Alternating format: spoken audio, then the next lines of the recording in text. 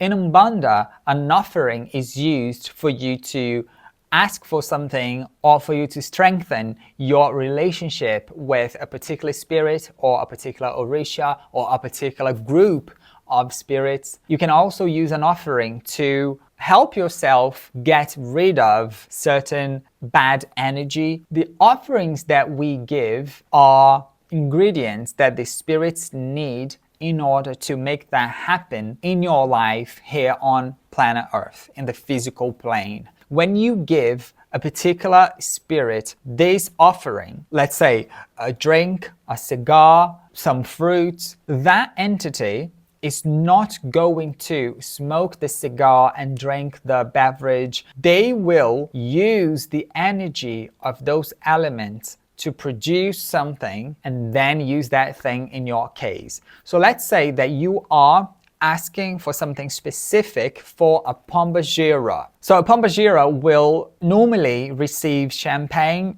and a cigarette and maybe an apple and roses. When that spirit goes to get the offering, they will find the energy in it loosened up. So they will absorb the energy from the beverage, the fruits, the rose, and that is semi-physical. Everything here on planet Earth has what we call an aura. Aura is similar to an electromagnetic field. Let's say you've got an apple. The apple has an etheric double. That etheric double is similar to a soul. It's not a soul, the apple is not a being, but that apple, that physical apple, has a double in another plane of consciousness. So that double is semi-physical. What does that mean? It means that that energy, that little wave of energy, is too physical to be considered something spiritual, but also it's too subtle to be considered something just physical, just material. For the spirit who's coming to get the offering, they find an extremely potent semi-physical energies popping around. The cigarette has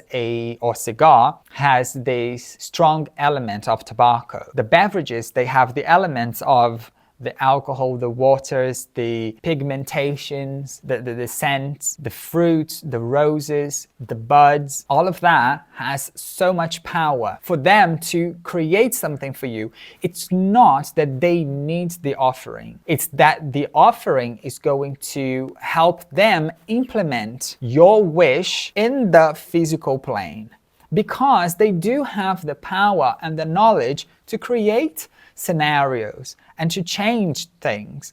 But because you are here incarnated, you are in the physical plane, they are too subtle to affect the physical plane. It's too distant from them. If they have something in between, which is the aura of those elements, then it's going to be much easier for them to implement that in your life. So they will absorb the elements of the offering. They will, in most cases, create a thought form, and they will attach that thought form to you for you to nourish that and for you to create your future probability. Or they will create whatever is needed in the astral plane for you to get what you want, or for you to do what you ask them to. An offering is also symbolic, meaning that sketches, sigils, symbolism, drawings, names, images is also important in many cases.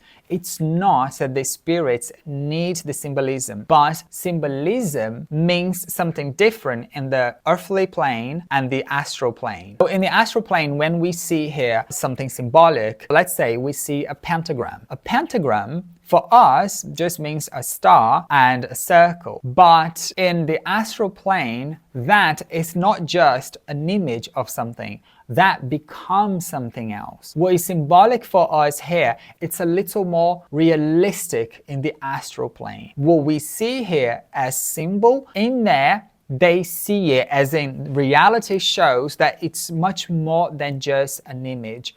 It's an object. it's an entity sometimes, or even a portal. It's part of it, to symbolically do a nice offering. So let's say that a particular spirit, a Pombagira, says that she needs 7 candles and 3 apples, and she needs, let's say, a perfume in the offering. That to you is maybe symbolic, but for the Pombagira, she's using the 7 facets of God, 7 facets of creation to achieve that for you. She is going to work in the fields of love, knowledge, law, justice, generation, evolution. So the 3 apples, it's about the balance. If you are giving an offering to an Orisha, it's not the Orisha who's going to come and get the offering. The Orisha, as I said in another video, is not a spirit or a person or a god, but it's an archetype. And there are many spirits, as in millions of spirits, who work under the frequency of that particular Orisha.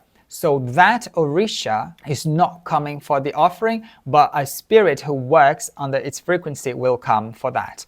And you are asking for, let's say, Shango. You want something. You either want to get in touch with Shango, or you want more Shango in your life, or you want to get something from justice or law, or a case in the justice, or you have something with papers and lawyers or anything official like that. When you're asking for Shango, one spirit is going to come, it's going to collect the offering, it's going to mold something based on your merits. So they're going to see if you actually deserve that, because they can't give you what you do not deserve, and they can't give you what you are not asking for, because that would interfere in your free will, and you would interfere in the laws of cause and effect. All spirits working for Umbanda, not only for Umbanda, but for any religion that is trustworthy, let's say, they are working under the divine laws. So one law will not override the other one. That spirit is going to come based on the deserving,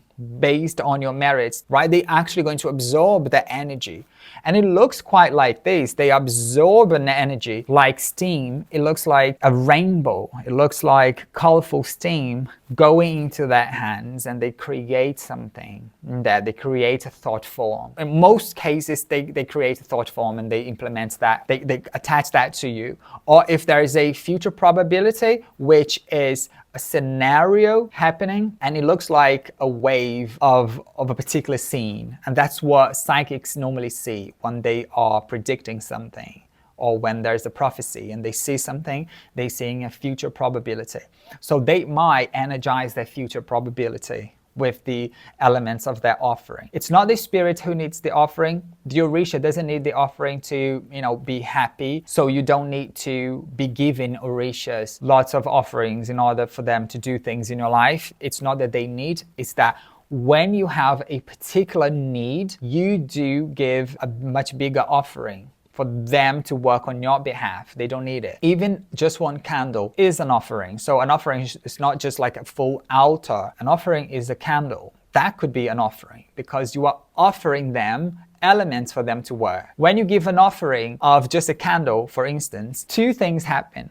The first thing is that the elements of fire are going to be used on your behalf. And another thing is that that same candle is projected in the astral plane. So even if you put the fire off, that candle in the astral plane still burns, and they are using the symbolism, meaning the portals of that candle. So don't worry if you think something happened to your offering, because they normally get the elements from the offering within seconds when you are giving them. When you are there and you lay the offering to your entity and you think of the entity, there's automatically some kind of energy field around the offering, and other spirits, they cannot have access to that. So let's say that you are asking Pombagira for a particular thing and you have the whole offering.